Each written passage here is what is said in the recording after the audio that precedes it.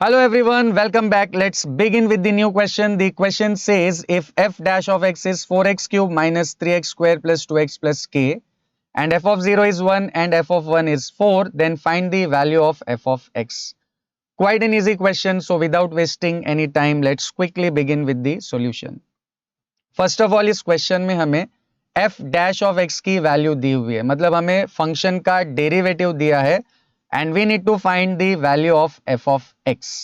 अब इसको आगे प्रोसीड करने के लिए देखिए हमें दो डेफिनेशंस को रिकॉल करना पड़ेगा. वो दो डेफिनेशन क्या है, let's C.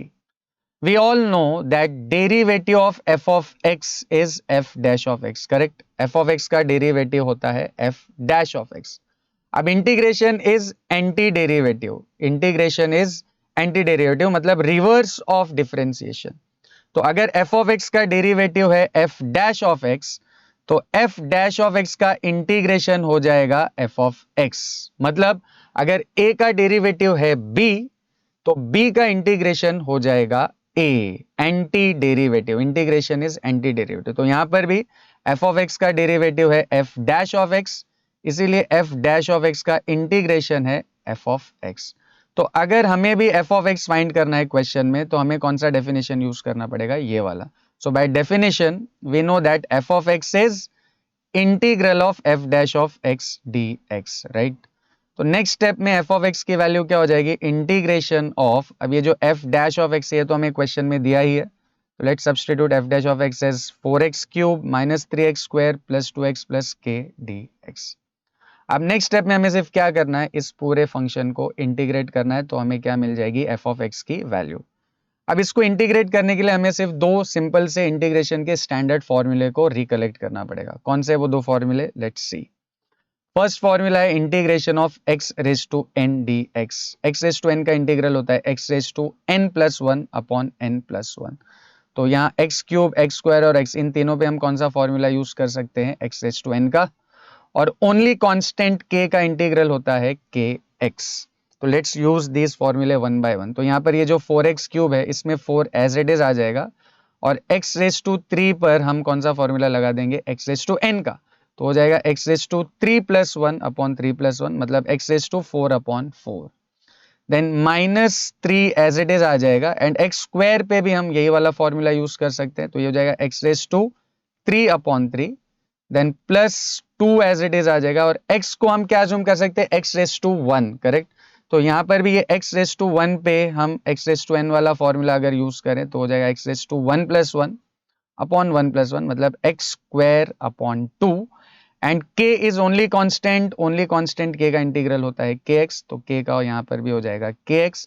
End of course साथ में आएगा plus c, constant of integration.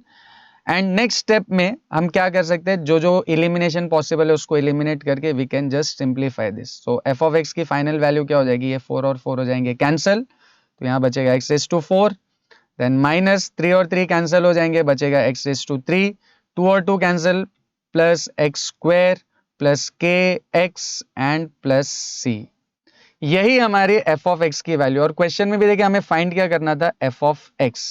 तो हमें f ऑफ x मिल तो गया है, बट इसमें एक छोटा सा प्रॉब्लम है, दो अननोन्स हमें फाइंड करने हैं, k और c. तो इन दो अननोन्स को फाइंड करने के लिए हमें दो एक्स्ट्रा वैल्यूज भी दी हुई है. तो इन दो एक्स्ट्रा वैल्यूज को यूज करके we can finally find unknown values of k and c. तो सबसे पहले ये जो f ऑफ x हमें मिला है, let's call this as equation number 1. अब इस इक्वेशन में जो दो अननोन है k और c, उसको फाइंड करने के लिए हमें सबसे पहले एक हिंट क्या दी हुई है, f ऑफ 0 एज 1. तो ये वाली हिंट यूज करने के लिए हमें यहाँ पर x को किससे रिप्लेस करना पड़ेगा, 0 के साथ, right. So let's put x equal to 0 in this equation, that is equation number 1. तो ये जो लेफ्ट हैंड साइड है f ऑफ x, ये हो जाएगा f of 0. And right hand side पर भी जहां जहां पर x दिखाई दे रहे हैं वहां पे हम क्या सब्स्टिट्यूट कर देंगे, 0. तो ये हो जाएगा 0 raise to 4 minus 0 raise to 3 plus 0 square plus k into 0 and plus c. अब f ऑफ 0 कितना दिया हुआ है, 1. तो f ऑफ 0 की जगह पर आ जाएगा 1. ये 0 हो जाएगा, 0 0 0, और सिर्फ क्या बचेगा आपके पास राइट हैंड साइड पे c. तो इवेंचुअली c की वैल्यू तो हमें मिल गई है एज 1. अब एक दूसरा अननोन भी है k, वो फाइंड करने के लिए हमें एक और हिंट कौन सी दी हुई है, f ऑफ 1 इक्वल टू 4. तो ये वाली हिंट यूज करने के लिए हमें इसी इक्वेशन में, इक्वेशन नंबर 1 में x को रिप्लेस करना पड़ेगा किसके साथ, 1 के साथ. So let's put x equal to 1 और साथ ही साथ हमें c की वैल्यू भी पता चल चुकी है, c की वैल्यू है 1. तो x को 1 और c को 1 हम कहां सब्स्टिट्यूट कर देंगे, इक्वेशन नंबर 1 में. तो ये हो जाएगा आपका f of 1 and right hand side पे जहां जहां पर x दिखाई दे रहा है वहां वहां पर हम क्या सब्स्टिट्यूट कर देंगे, 1. तो ये हो जाएगा 1 raise to 4 minus 1 raise to 3 plus 1 square plus k into 1 and c की जगह पे हम क्या सब्स्टिट्यूट कर सकते हैं, 1. तो प्लस 1. नाउ f ऑफ 1 कितना दिया हुआ है, f ऑफ 1 दिया है 4. तो लेफ्ट हैंड साइड पे आ जाएगा 4. 1 raised to 4 is 1, then 1 cube is also 1, 1 square is also 1, k into 1 will be k and plus 1. तो लेफ्ट हैंड साइड पर बचेगा 4 और राइट हैंड साइड में देखिए प्लस 1 और माइनस 1 कट हो जाएंगे और बचेगा क्या, k प्लस 1 प्लस 1 2. तो राइट हैंड साइड पे we have k plus 2, k plus 2 and इसको अगर हम सिंप्लीफाई करें तो k की वैल्यू मिल जाएगी 2. तो हमने सक्सेसफुली जो यहाँ पे दो अननोन थे c और k वो फाइंड कर लिया. c की वैल्यू हमें मिली थी 1 और k की वैल्यू हमें मिल गई है 2. तो अब ये जो c और k की वैल्यू, इसको अल्टीमेटली हमें कहाँ सब्स्टिट्यूट करना है, इक्वेशन नंबर 1 में. So finally let's put c equals to 1 एंड k equals to 2 in equation number 1. So we get f of x as x raise to 4 minus x cube plus x square plus k into x. तो k की जगह पे क्या आ जाएगा, 2. तो ये हो जाएगा 2x एंड c की जगह पे हम क्या रख देंगे, 1. So plus 1. So this is the final value of f of x.